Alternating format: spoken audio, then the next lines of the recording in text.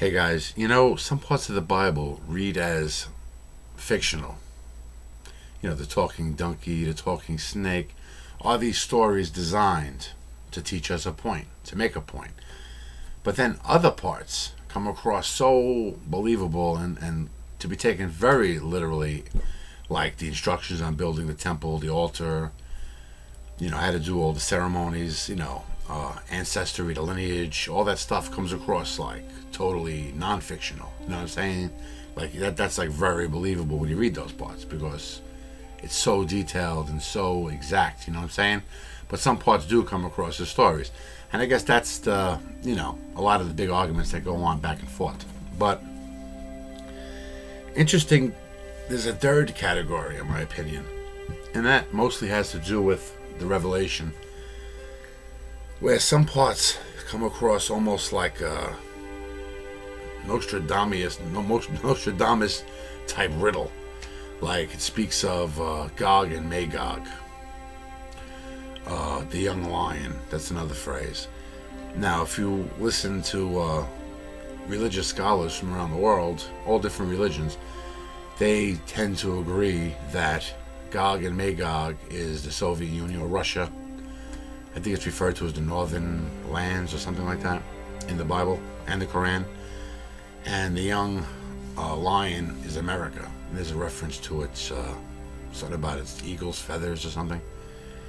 So that's why people think that. But the interesting thing there too is, in the Bible, while the Jewish and Christian faith, they believe in the end times, Gog and Magog team up with the Muslims to kill all the Jews.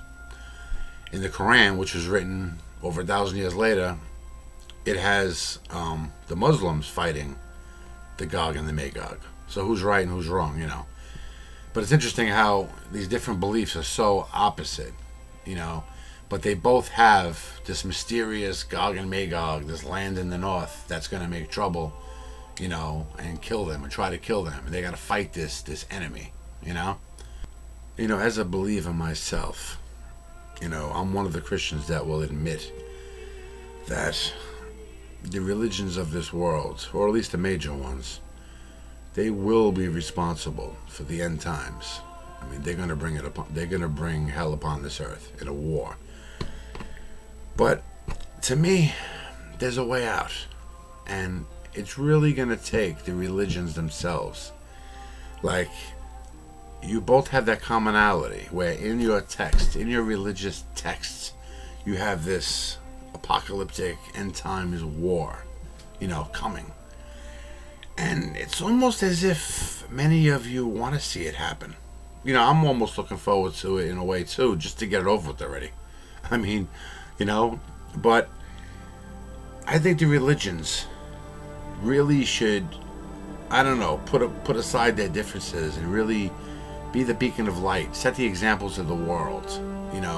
You have this in your text that this war is coming. Don't just accept that and say, okay, it's written, we're going to fight one day, we're going to destroy this world and Jesus is coming back. No. If you really believe in gods and you really believe in your faith, then don't you think that your God would want you to try to make peace? Even though it's written in the Bible, this is coming. Try to stop it from coming.